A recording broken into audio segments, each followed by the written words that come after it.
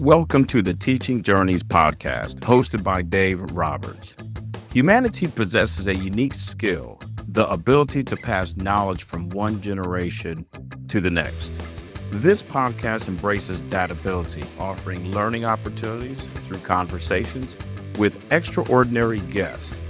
Dave aims to leave a positive mark on individuals around the world.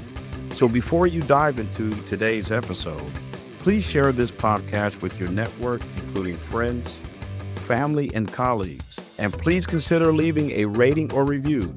Your support makes all the difference.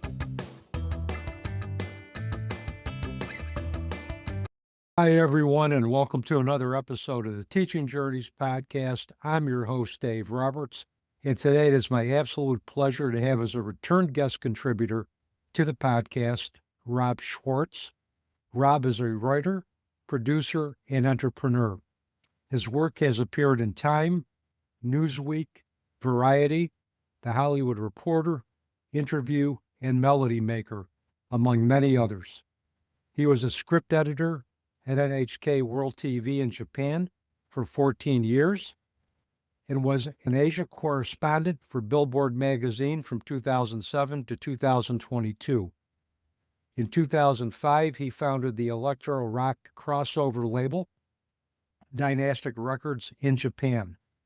Rob produces feature films, including Putty Hill, Bernard and Huey, Stay, and Touched by Water. Rob actively invests in tech-based startups and is currently a partner and the chief strategy officer in the virtual concert creation platform, Moshpit. Putty Hill won a host of awards, and the New Yorker magazine chose it as one of its top 10 films for 2011.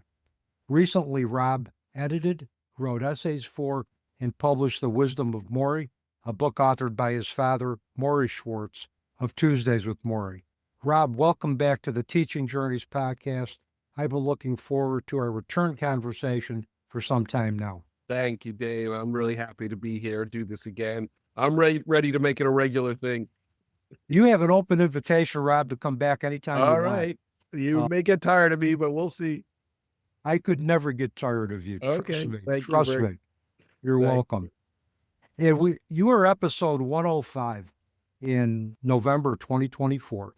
And in that episode, just to give our audience a quick recap, we talked at length about your dad, the type of person he was. We talked about how the conversations evolved with Mitch Albom, Tuesdays with Morrie. We talked about how you found another manuscript of his, which turned into The Wisdom of Morrie, which you so expertly edited, and which basically was about his philosophies of life, aging, death, and everything in between, and really provided some great context, I believe, for Tuesdays with Morrie. And tonight, I thought it would be good to really focus on your own work, particularly in Japan and Asia, with some of your adventures there and some of your projects there. You're involved also with the Mental Health Collective. Yeah, I'd like to talk about that. Yeah. And we're gonna get into that. So tell our audience, Rob, what drew you to pursuing a career in Japan and Asia? And give our audience an overview of some of the major projects you engaged in while there. Well, it's funny that that's the first question because that actually is related to my dad. The reason why I was drawn to Japan, I mean, there's a lot of different angles to look at it from, but I was drawn to Asia in general. And in university, I studied philosophy. And the first couple of years, it's all Western philosophy. And I got, tired of that. And it wasn't entirely Eastern philosophy after that, but it was a lot of Eastern philosophy. I studied Buddhism and Hinduism and Chinese philosophy after studying a lot of Western philosophy. And that's when I decided I wanted to move to Asia. And that ground was definitely fertilized, set by my father because he read all of that stuff as well. And in our house, while I was growing up, there were books by all of these well-known authors who were basically writing about Eastern philosophies at that time, which would have been, the 70s and onward, late 60s, let's say. He had books, dating back many years. So, but definitely I felt his influence from what I wanted to study and what I was interested in. So I had studied Eastern philosophy and I was really interested in it. And that's sort of set the ground to go to Asia. And at that time, when I went, Japan was a really booming economy. Japan was sort of like the easiest place to go, get a job, make money, have like a very modern, contemporary lifestyle. That time when I moved there, there was probably a lot of Asian countries you couldn't move to, or at least you couldn't get a residence permit. That time you probably couldn't get a residence permit in India. Not even sure you could get one in Thailand. Um, and China, definitely not at that time. But Japan was open and Japan was fairly easy to move to. And of course, I was very interested in Japanese culture as well. So it was basically an interest in the culture and a desire to live in Asia. And of course, while I lived in Japan the entire time, I traveled continuously throughout Asia. So we can talk about other Asian cultures as well. But you asked about the project. So, I mean, it was a development. I lived in Japan for quite a long time. And, first you have to learn Japanese. If you're going to do anything in Japan in the mainstream sense, you have to learn Japanese. So I learned Japanese, to a certain level. I wouldn't say I'm as good. I have a lot of friends who are academics and their Japanese is absolutely sparkling. They can read Japanese, manuscripts and books just like it's English. I cannot do that. But the spoken Japanese was good enough to work in a business context, interview people. And so once I got to that level, I got lucky in that I got a job in my major field of interest, which is film. I got a job in a film school, which was the film school of a great director, part of what they call the Japanese New Wave, which was contemporaneous with what we call the French New Wave, which was the late 50s till sort of the mid 70s. And this director is called Shohei Imamura. Fantastic films. I encourage everybody to search out his films if they're interested in, international films. And that was a wonderful experience. And that sort of set my course to become writing about film, to become a freelance journalist and somebody involved in the arts in Japan. So that was the initial entry, was from the film school to becoming a film journalist. And then, of course, I also feel like, I know a lot about music. So I started writing about music. That led to the ability to found my own record label once I, learned the Japanese music industry quite well. And then from there, the progression was to Billboard, a big international magazine of record for the music industry. I wrote mainly about the music industry for Billboard, not about Japanese pop stars or something like that, because people in the US aren't that interested unless they're going to come to the US. People weren't that interested, but they're very interested in who's making money and how much money they're making and so things like that. And of course, that was contemporaneous for me with NHK, which is the national broadcaster in Japan. When I was at Billboard, I got a job at NHK. I was able to appear on an NHK film program called J-Flix, when we talk about Japanese film and stuff like that. I also appeared as a music expert, but my fundamental job was writing scripts, hard news scripts. So that pretty much sums up all of the things that I did over my career in Japan. Yeah, that's quite a diverse set of skills that you developed, from writing Yeah, script to just to writing music. interject, yeah, the last two things that I said were the longest, being with Billboard and with NHK. Those were both about 14 or 15 years.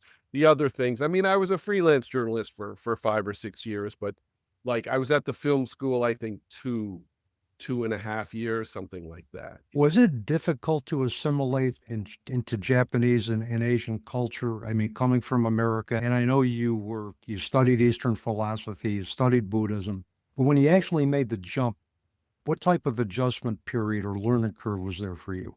Yeah, it's an interesting one. I mean, it's a tough question because I don't know if you really assimilate into Japan. I had a wonderful time in Japan. I love the country.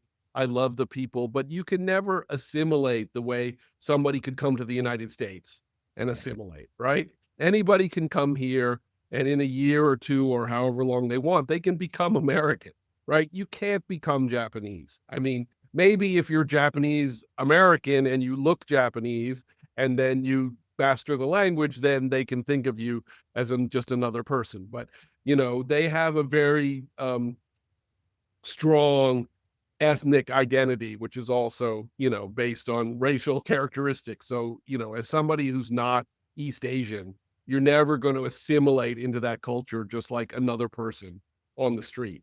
And, that's just something you accept in Japan. They always look at you as a non-Japanese person. That's just the way that it is. And you get used to that. And there may be, silly or repetitive questions that you get being a non-Japanese person. It's not a big deal. That didn't bother me. It bothers some people, but didn't bother me. But you are able to assimilate to a certain degree, make Japanese friends, get involved with Japanese institutions. And yeah, I would say that takes at least a couple of years. It's also, as I sort of said in the opening, extremely dependent on language. You have to speak their language. Sure, there's lots of people who can speak English in Japan, but it's a different thing if you're speaking English. You're sort of operating outside of a Japanese context, even if you're in Japan speaking English. So if you're speaking Japanese, then you're inside a Japanese context, then you're really assimilating or somewhat assimilating into the culture. So to answer your question, I would say it takes a couple of years and it takes some language ability. And I went to Japan with very little Japanese. So it took me 2 or 3 years to get up to a level where, I was comfortable just having conversations with people, maybe even more than 2 or 3 years. And how long were you in Japan and Asia, Rob? It depends on how you measure it. And you asked two different questions, because actually I moved to Indonesia after I was in Japan. So I lived in Asia a little bit longer than I lived in Japan. I only lived there about 9 months. But Japan, let's not count all the times, because I was going back and forth. As you know, like when my father was ill, I was going back and forth. When my mother was on her own, I went back and forth. But let's count that as living in Japan, because my basic domicile was Japan. It's about 30, 31 years. And I went right after college. As soon as I graduated, I went there. Yeah. I recall that. I think I might have read that in Tuesdays with Morrie, that you was right after college, you went to Japan and you were coming back and forth. I don't think it's in there. Mitch didn't write that much about me. What he writes is Rob is a journalist in Japan. Okay. And then, of course, I appear in the letter writing thing. And then I gave the speech at the end where I read the E. Cumming poems. That's right. The eulogy. But other than that, he didn't give very specifics about my life, which is fine. It's not about me. So, Yeah, that's true. Well, my apologies for the oversight. No, that's fine. That's fine. Yeah. So I think you're thinking of is I might have put that in the introduction to Wisdom of Morrie. I wrote 2 essays in the Wisdom of Morrie, one about my dad and one about my mom. I think I mentioned something similar to that in the introduction to Wisdom of Morrie. Yeah. Oh, okay. At least I was in the ballpark anyway. Exactly. So. Or was it totally imagining same that? Concept. Yeah. Yeah. Same process. So what did you see as the differences between, well, let's talk about Japanese culture for a minute and maybe go to Indonesia. What did you see as the differences, major differences between Japanese culture and Western culture? I mean, it's one of those things that's so hard to put into words. I could go to all the things that sort of everybody knows, or if you're familiar with Japan, they know, but let's start with the basic thing. And the basic thing is the way that they think and the way that we think is very, very different.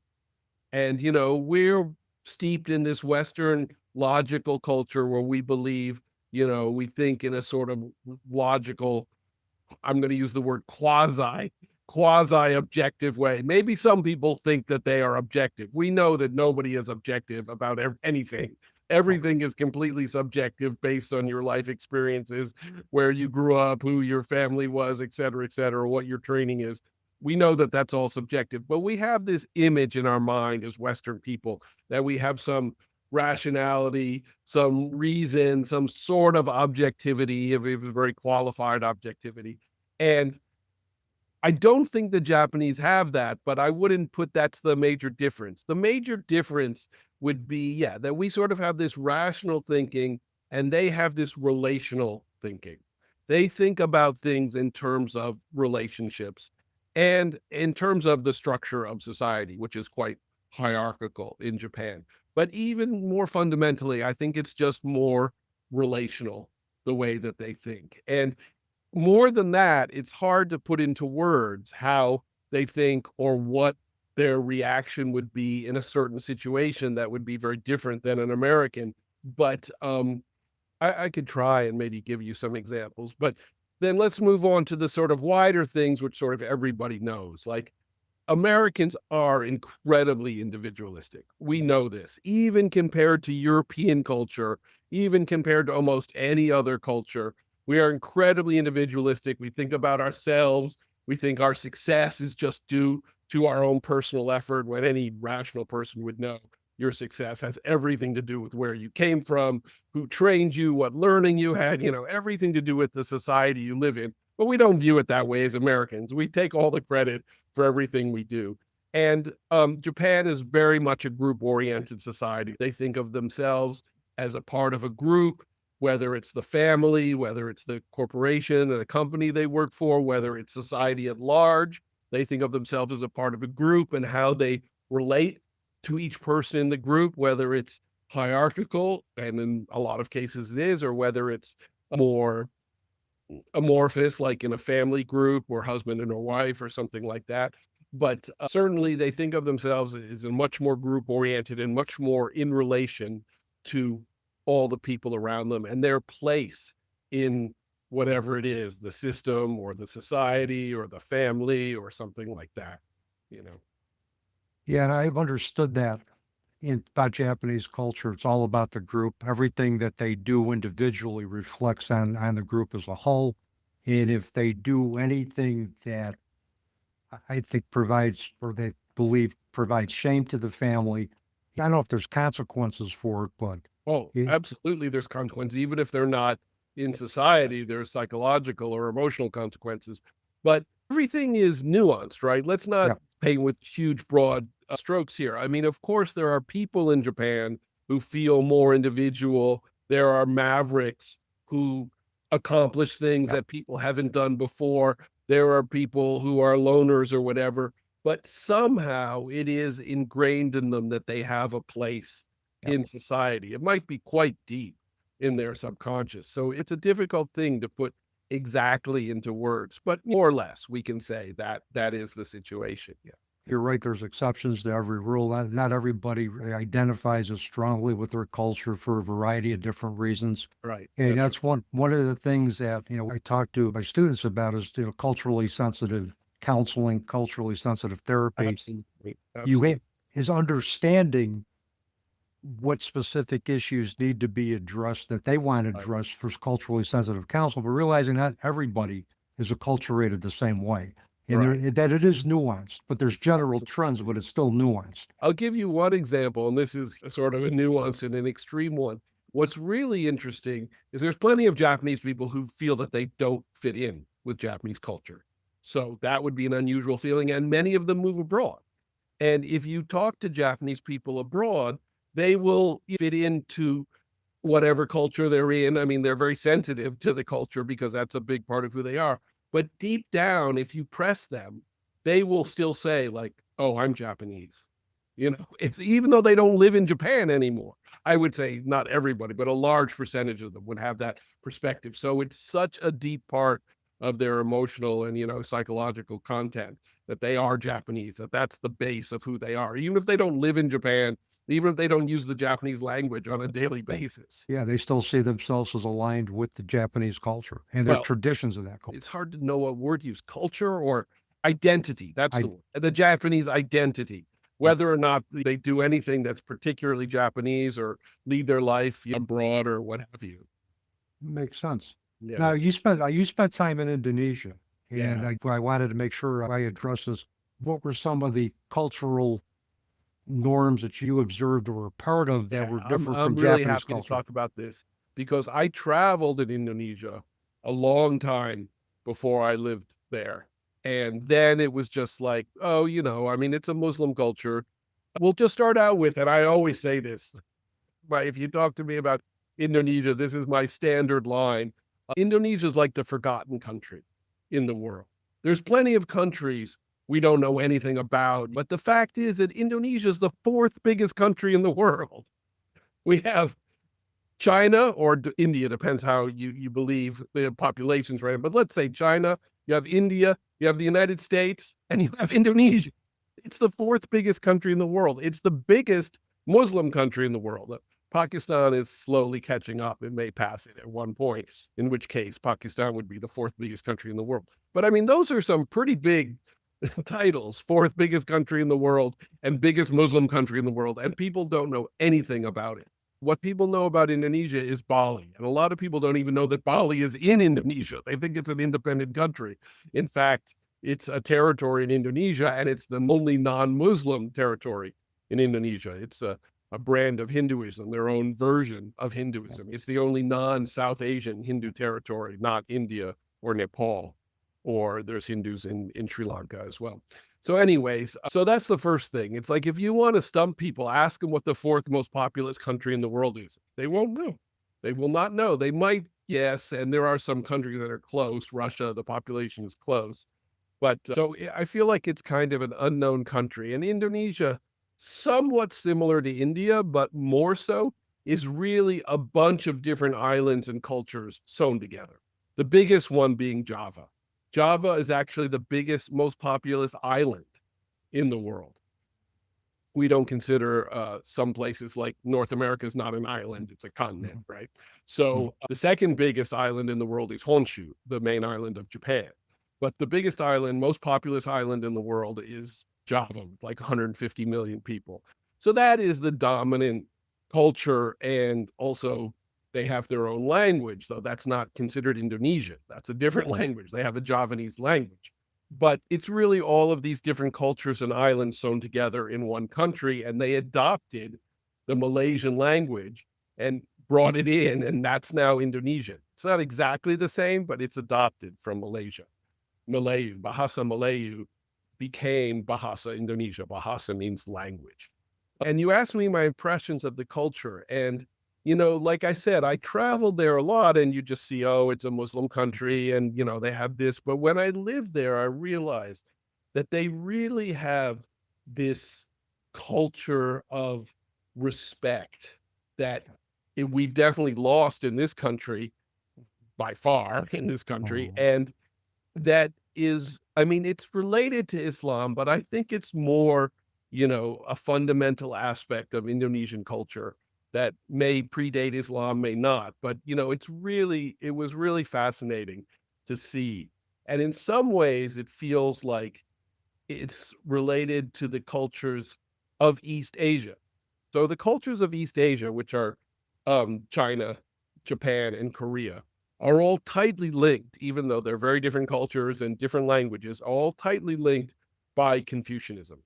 Confucianism, as you know, is the philosophy out of China, which is, you know, some people consider it a religion, but it's not really a religion. It's a philosophy, and it's basically about the structure of society. Confucianism about the structure of society, and everybody has their proper place in the structure of society. And the key thing is not to get out of your place, not to get too big for your britches, not to come out of your proper place. And there's like 5 relationships in Confucianism that are the important relationships: the subject and emperor, the father and children, the husband and wife, siblings, and I think the 5th one is maybe friends or something like that. And every relationship has a hierarchical, you know, relationship. Like the emperor is obviously above subject, husband is above wife. That's the way it is in Confucianism.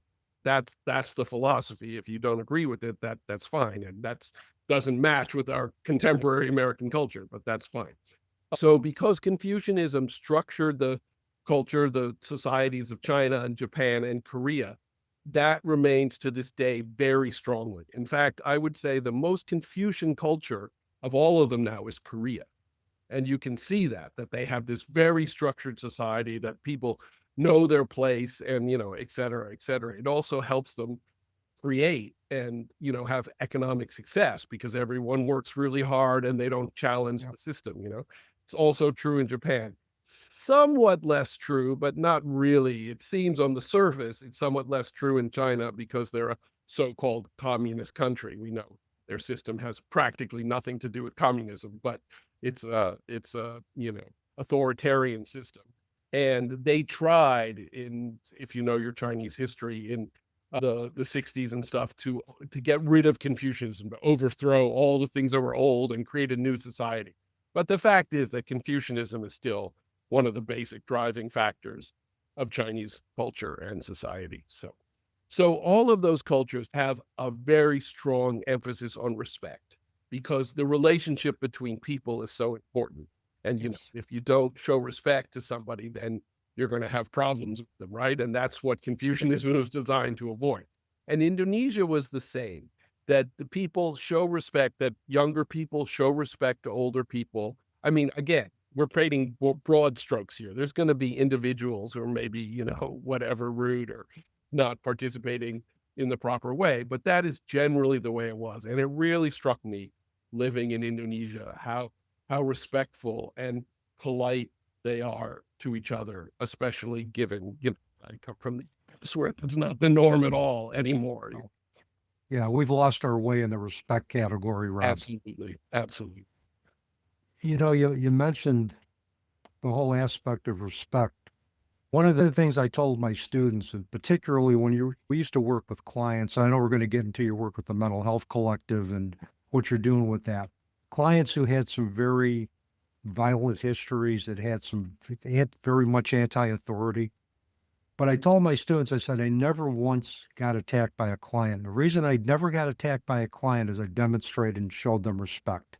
Right. I looked beyond what they did and tried to look at them as a human being and respect that they had a voice, respect that they had free will, allowed them, empowered them to collaborate in any type of treatment plans that we had coming up. Absolutely. But we could take that respect factor, we can learn from, Indonesian cultures that emphasize this and apply this to our own life and improve at least the quality of our relationships with those people who come into our path. Absolutely. And I mean, this is the key to living a moral and ethical life. If you really want to drill down to it, in the United States, but anywhere in the world, when there's things that you don't like or people that you don't like we can dislike or, feel it's wrong, people's actions. Crime is wrong. All sorts of different things are wrong, but you don't hate the person, right? We know that every person is redeemable, to use that word, or whatever, rehabilitatable, if you want to use the less loaded word than redeemable, and that you can hate the action, but not the person. Once you start hating the person, then you're getting into a whole realm of things which leads down a very bad road to the kind of government that we don't want to have, or the kind of society that we don't want to have. And this is something that my father did emphasize and would emphasize, that you always have to respect and even attempt to love the person. If they've done bad actions in their life, okay, you don't have to love the actions that they've done, but that doesn't make them an evil person, right? He didn't believe anybody was evil. Now, maybe there may be some people who are irredeemable, but those are an extremely small minority of people in society. You always strive to separate the behavior from the person. You look at the behavior separately, do not sacrifice the self-esteem of the individual. You look at addiction, Rob, and we know how stigmatized addiction is, and we know how stigmatized mental health issues are. Mm-hmm. But a person's addiction is their behavior. It doesn't reflect necessarily who they are. I've met individuals, creative individuals, who danced with a drug of choice. Some of them were able to dance to a different beat. Others continue to dance with it until they die, but it didn't make them a bad person. People know. We have to look and see what gifts an individual brings into that situation and maximize those gifts to help them deal with their challenges. 100% right. And in addition to that, and everybody says this, so this is kind of trite at this point, but you never really know what somebody has gone through, what has led them to be, the situation that they're in. They may have done bad things, but, they may have had horrible experiences as a child or whatever. And it's impossible to know what has led a person to where they are, but just to assume that, they did it because they're a bad or a greedy person is a terrible assumption, and almost always a wrong one. Sometimes there are people who, we just can't explain why they did some terrible things.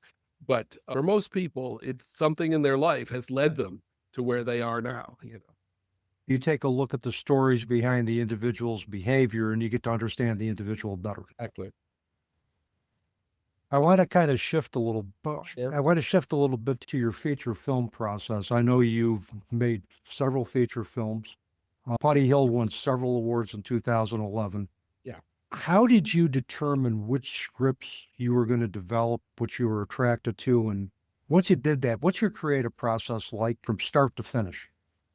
So the second question, I'm going to kind of head off because if I were a director, then I would answer that question. But I'm not a director. I'm an executive producer. So it is true that I find projects that I like, and sometime I'm involved on some level in the creative process. But generally, I'm not that deeply involved in the creative process. That's the director, maybe the director of photography, maybe there's other people involved. And sure, I can give notes as an executive director, as executive producer, but it's not really my creative process. But to answer your first question, yeah, you just read a lot of scripts and you decide ones that touch you and ones that you think are meaningful, that are actually making a contribution. I'm really not interested in making a lot of what is made in mainstream film in the United States, particularly like action film or something like that, where it's not really about anything. It's just an action thing where some hero is saving somebody or doing something like that. I'm not really interested in those films. Putty Hill was a really deep psychological examination of how kids react to stressful situations and how the society around them affects them and molds them. Bernard and Huey, which we did in 2018, which is a really funny, wonderful, wonderful movie, which I love, by a great director named Dan Mervish, who's pretty well known in the indie scene here in LA. He was a co-founder of the Slam Dance Film Festival, is really kind of an examination of people's relationships, and two people in particular who went to college together, and this is later in life, and they haven't met each other for a while. And these films which really examine something and show us something about human nature, or the way that situations affect people or something like that. Those are the kind of projects that I want to get involved in. And that's just me. It's not Filmmaking is not the only thing that I do, and I'm certainly not in the mainstream of Hollywood. And if I were, then I'd have to really make decisions on, like, well, I got to put food on the table. Yeah. What projects am I going to choose? Because, I'm sure there's plenty of filmmakers out there who would love to make deeper films than they do, but they know that to get people in the seats, action films and films which have exciting sequences, those are the blockbuster films. Those are the films that people go and see. So I have to kind of accept that my taste, or what I think of as important, is not as popular as some other films, which is fine. I don't have any problem with that. I like movies that make a statement. I like movies that are going to stay with you. I like movies that are going to touch on social issues.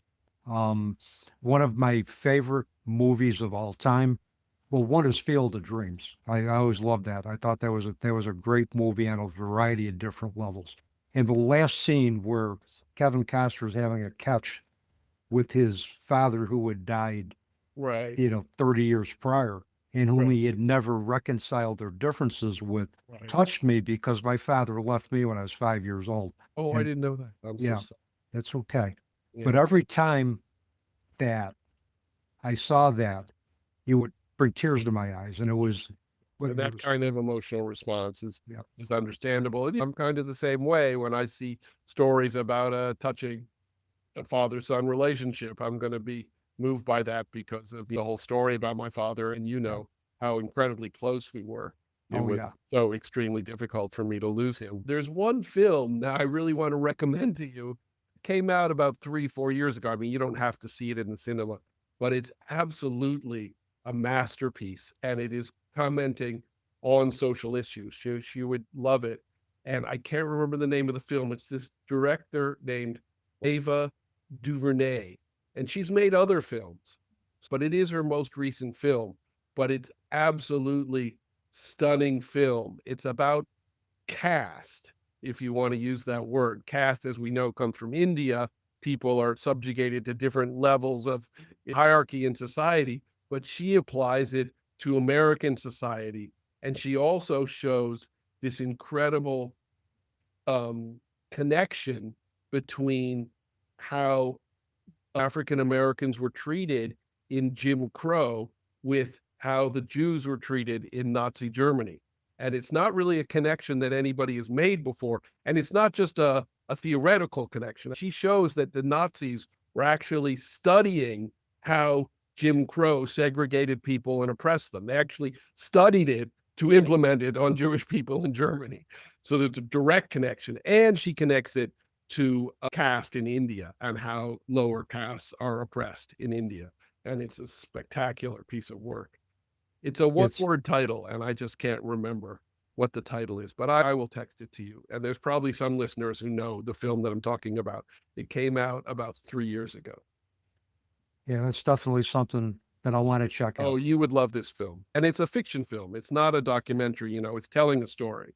Yeah, definitely. I'll have to put that on my must-watch list. I think so. So Moshpit Live.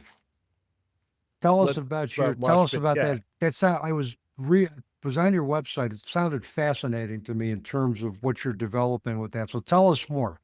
So I'm going to broaden it out a little bit. So the name of the company is Moshpit XR. Moshpit Live is actually the original impetus of the company, but now it's just one of the divisions. We haven't actually launched it yet, but it's a concert creation platform where you can make a 3D enterable, immersive concert, which means you can be on your computer, but you can go into it. It's going to be not 3D. You don't have to have the goggles, but it's 3D in the sense that you can walk through it with your mouse or with your trackpad. You can slide through it. You can turn left. You can turn right. You can look up. You can look down. You can look all around. You can talk to other people in the concert, and some of them may be there as actual attendees like you, and some of them we've created AI people, avatars in the concert, but you wouldn't know that when you talk to them because they can converse with you just like a regular concert goer. And that may sound interesting, but when you really dig into it, there's a lot of things which we have made huge advancements in this field. Our concerts look very photorealistic, which is one thing that hasn't been done before. But the main thing that we've done, and this relates to what the company is on a larger basis, and I'll talk about that, is we've been able to compress the files and use a different system to create these visuals so the files can be very small. Before, if you were going to do this, and people do this in video games, right? What I just described to you, people do in video games, but you need a really powerful computer. You need to download the game, a very heavy game into your computer. You need to have a very high quality video graphics card. So you need a lot of things. It's because the files are so big. So we've compressed the files to very, very small file, just like this is what happened with music files way back in the day. The music files used to be huge. They figured out a compression system. They could compress them down. Now you can put them on your phone.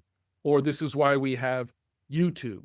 There was video files. They were massive. They figured out a way to compress them down. Then you can just stream them on your computer without any, special hardware. So it's the same for us. We figured out a way to compress these 3D enterable immersive files down. So I could just send you a link and you could just on your computer right now, you could just walk through it.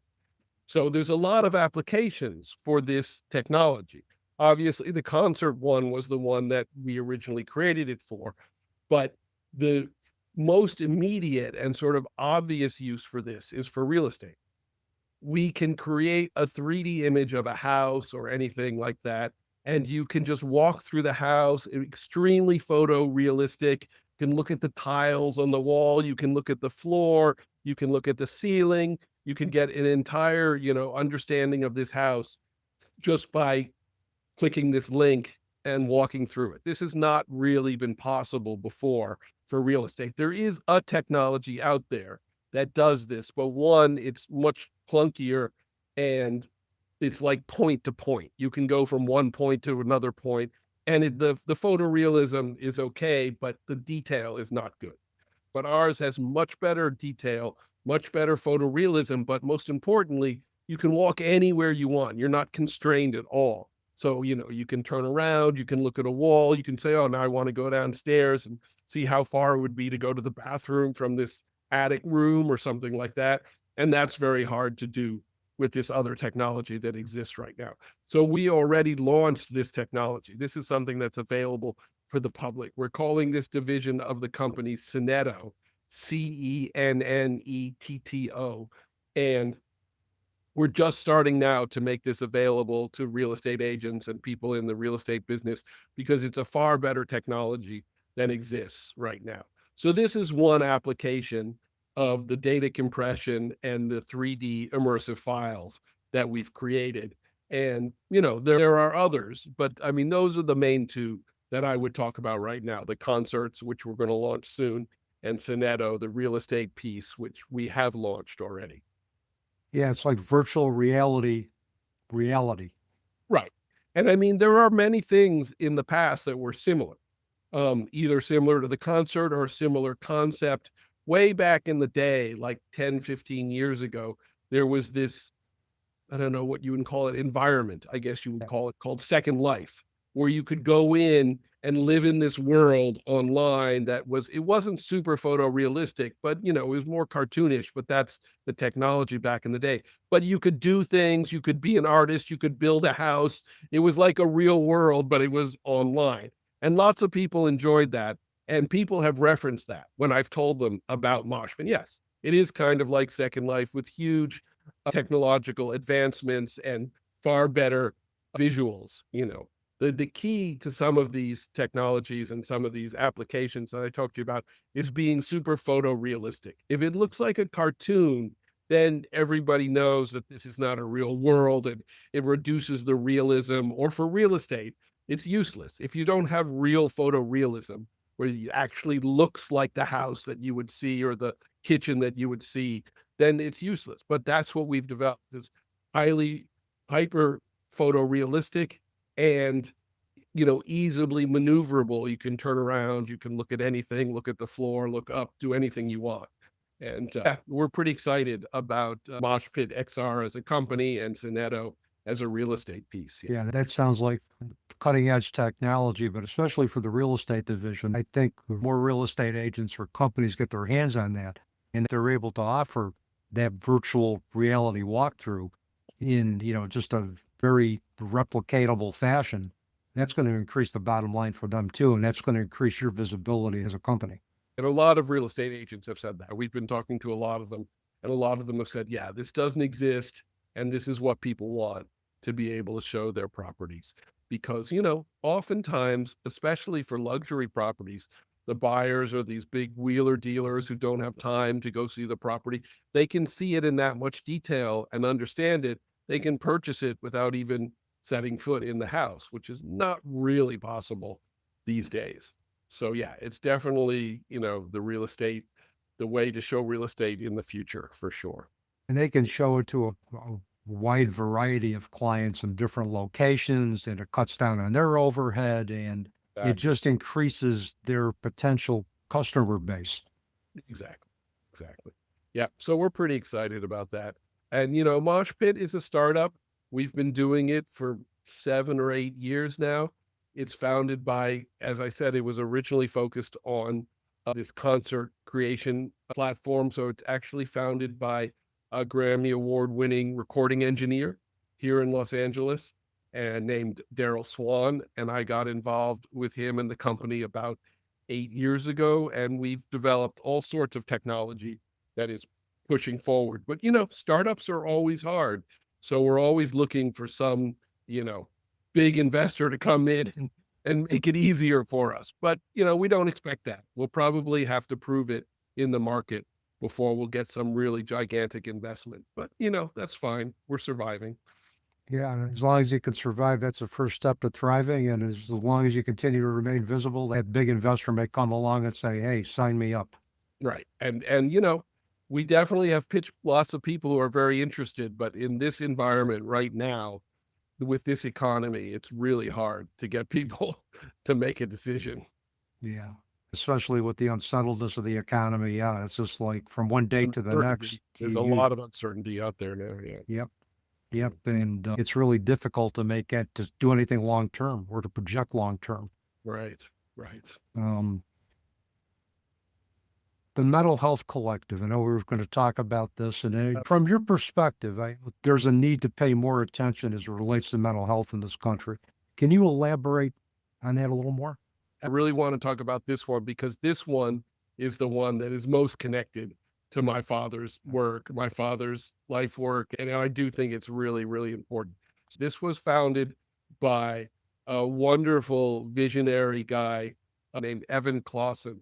And he's a very successful entrepreneur and very, very involved with mental health and increasing the awareness about mental health. It's called the One Humanity Project. If you just search One Humanity, you can go online and find it.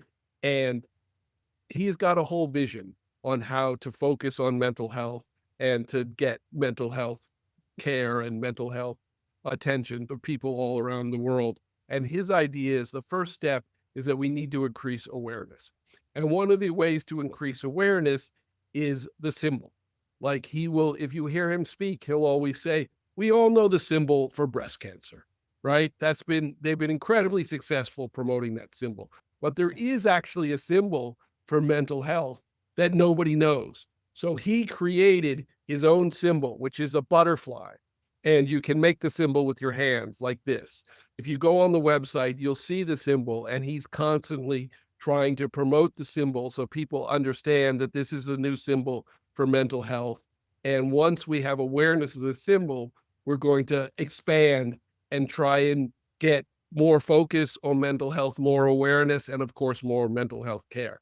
So it's a long journey, but we're at the beginning of it. And he's had some major successes, some major donors. He's had a lot of people who are interested, get involved with promoting it. I was at an event that he put on last month, which was fantastic. A lot of people who support him were there, and some heavyweight people in different industries were there.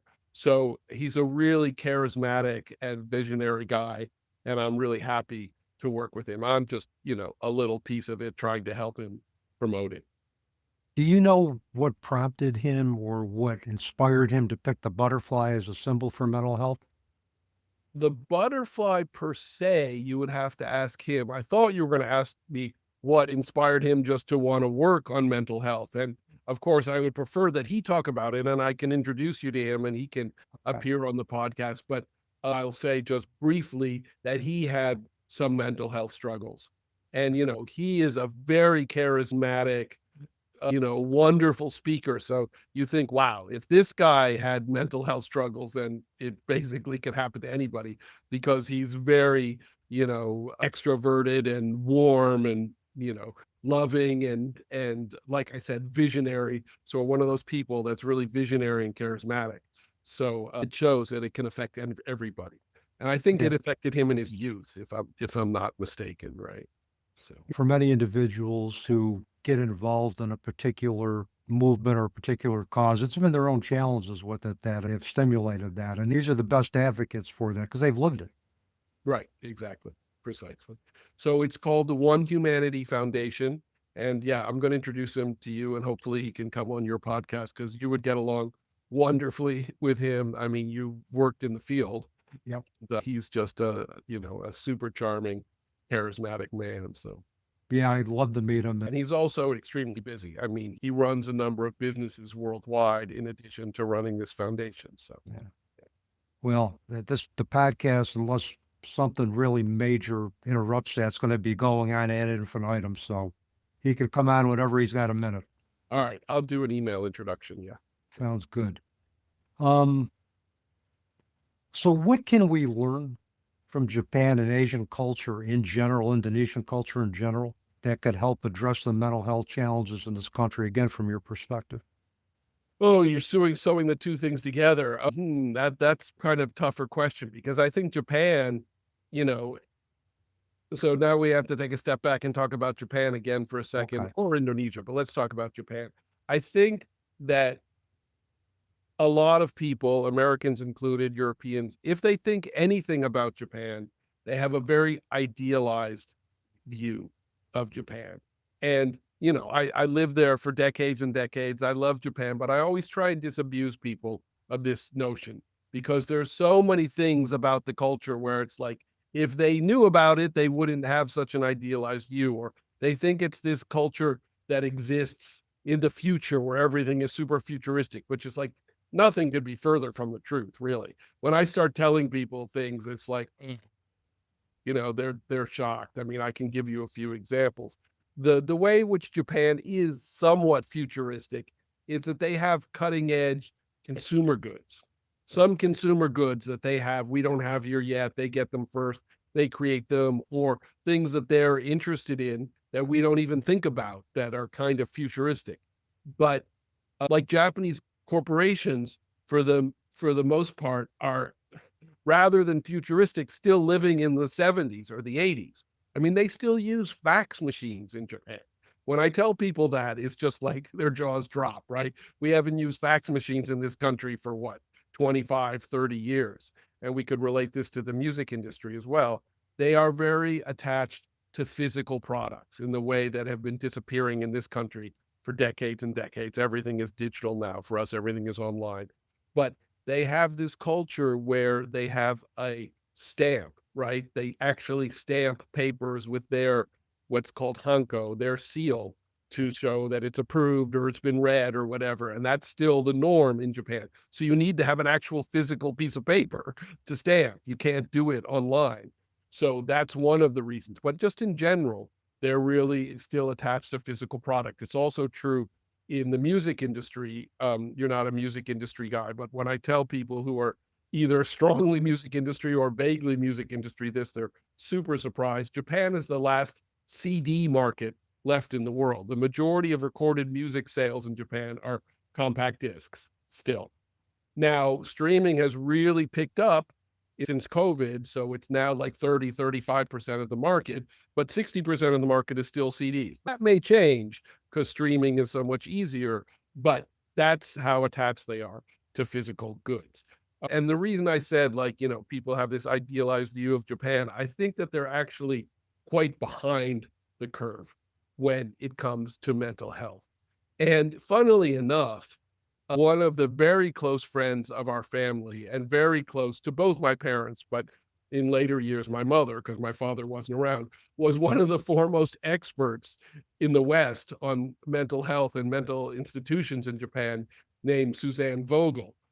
She passed away 10, 15 years ago. So I actually know something about actual institutions in Japan because of her. And yeah, I mean, I think Japan is kind of behind the curve because of their culture of sort of shame and saving face. You never want to talk about mental health.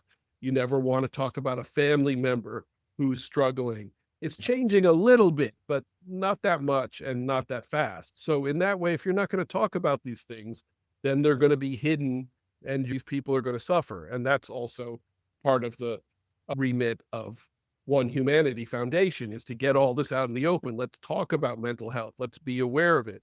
But yeah, I would say in Japan, they're kind of behind the curve on that one. And I'm not sure how much we have to learn from Japan on mental health care.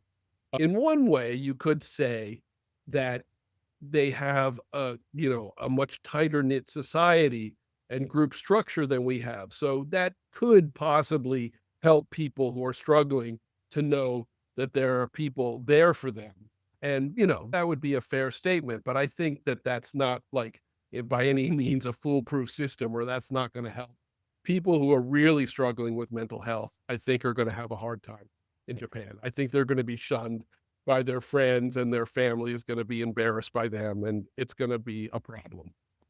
The group mentality, the emphasis on the group. I mean, from a mental health perspective, the combination of a really good therapist and a really good support group can help an individual transcend mental health challenges. So Yeah. that I think could be key. I taught for about 13 years at the Pratt Munson School of Art. I taught creative arts students psychology courses.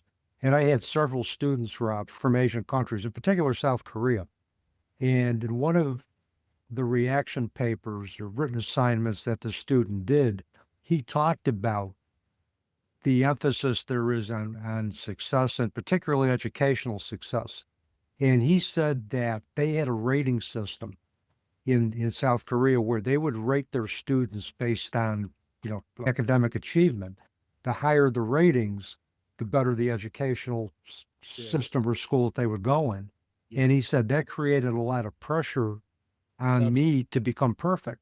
It created a lot of anxiety. It might have been the closest he came to talking about any potential mental health issues that he had as a result of the external pressures that were placed on him to succeed.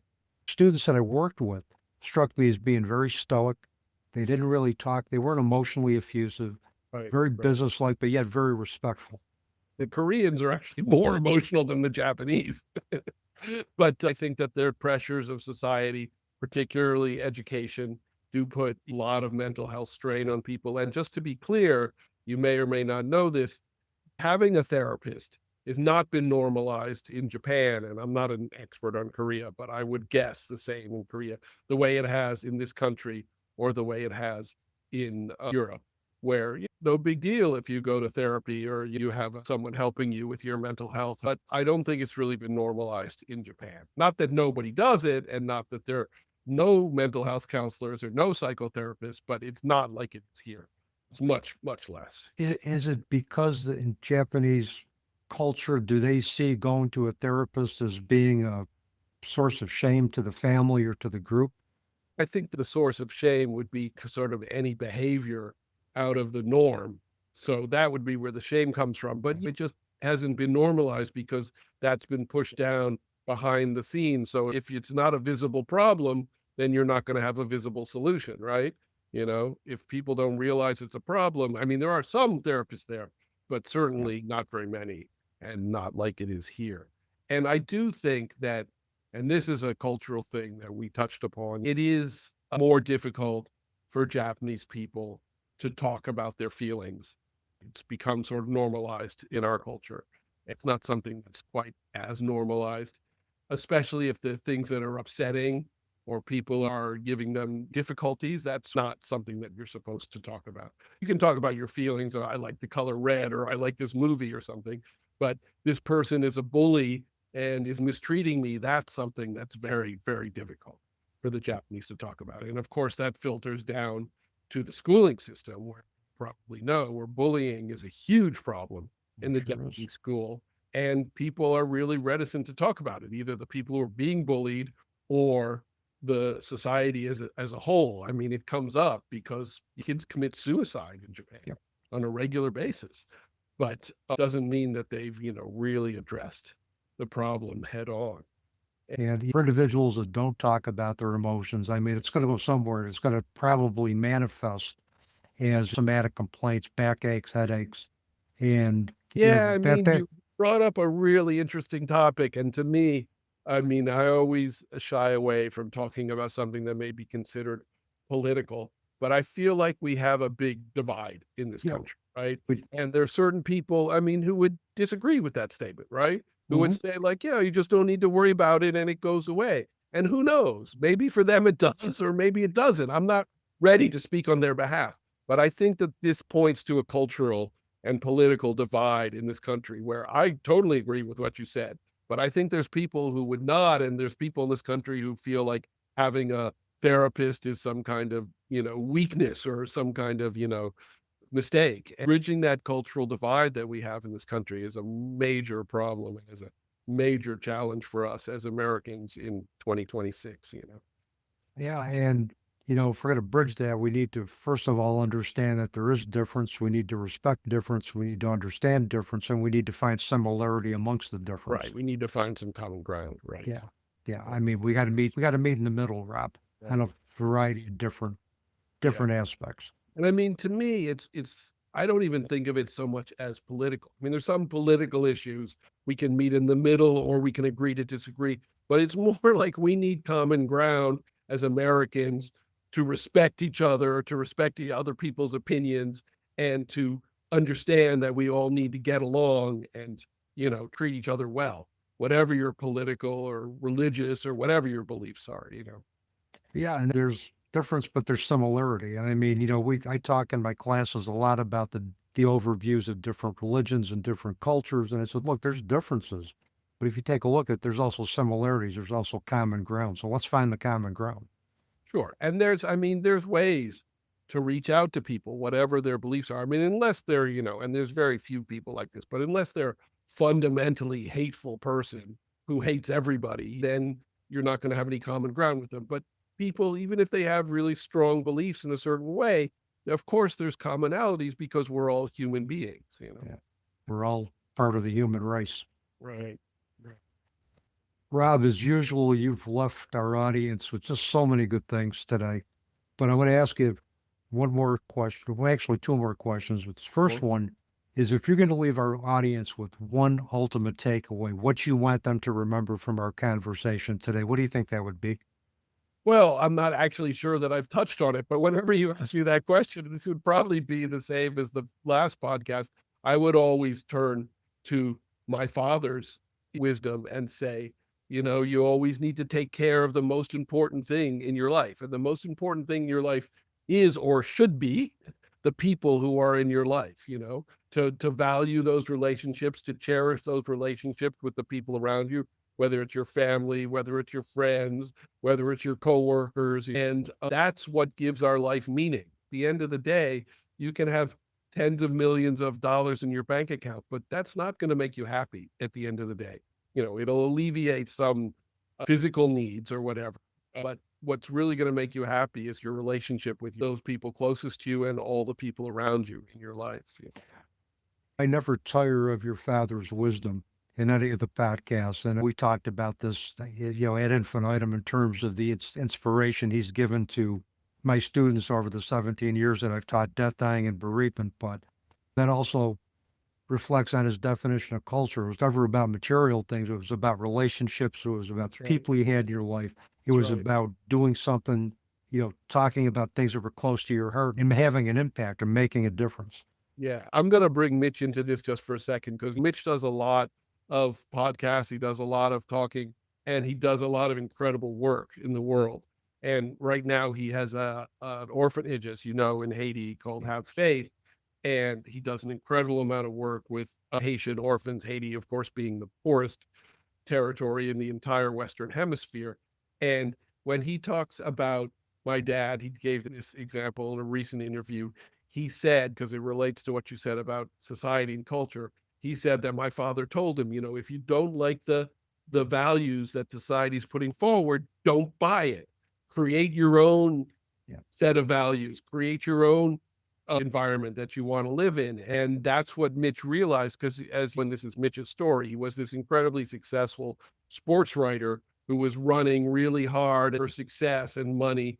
And after he met my dad, he realized that these weren't the values that were going to bring him happiness, and now he gives back. He works with people who need help, and he's far more fulfilled and happy as a person.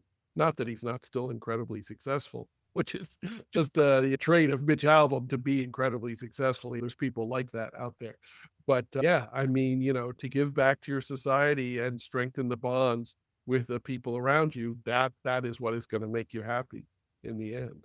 Rob, my last question for you. If people want to get in touch with you, purchase The Wisdom of Morrie, find out more about your projects. What's the best way for them to do that? Sure, I'll give you a whole list. So, Wisdom of Morrie, that's easy. It's on sale at Amazon. Obviously, if you want to go to a bookstore and ask them to order it, that would be better, because we like to support bookstores, especially independent bookstores.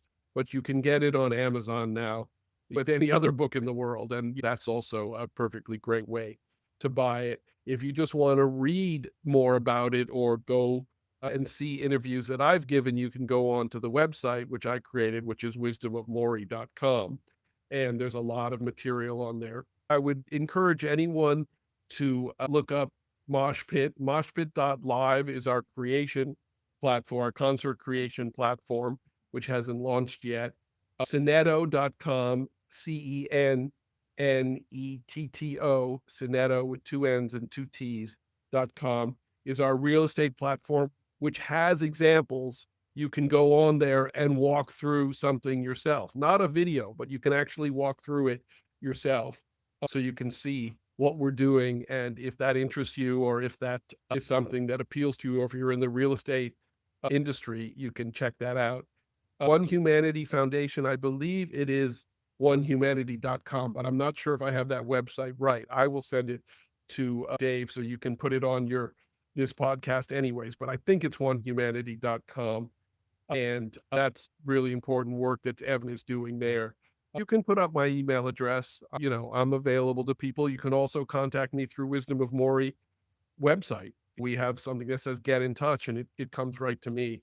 So I'm available to people, and I'm perfectly happy to talk to anybody. Of course, we're always looking for people who are interested in either concert creation, virtual concert creation, or our real estate 3D immersive piece. There's actually other pieces to Moshpit, which I haven't talked about right now, but we're going to launch in the future.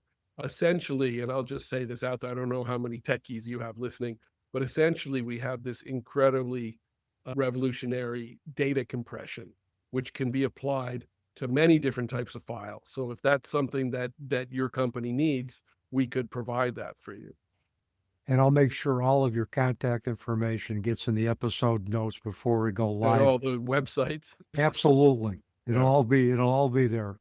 Rob, thank you so much again for just Dave, a thank delightful you. conversation. Great work. We'll make this an ongoing thing. You're not going to get rid of me. I have no intention of getting rid of you. If anything, Rob, you're stuck with me now. Okay. We're a pair now. You got it. We're a pair. We'll do this again, whether it takes us a year or however long to get back. Absolutely. Like I said before, you got an open invitation to come back anytime. Wonderful. Thanks, Dave. You're welcome. And with that, that's a wrap on another episode of the Teaching Journeys podcast. I'm your host, Dave Roberts, wishing you peace.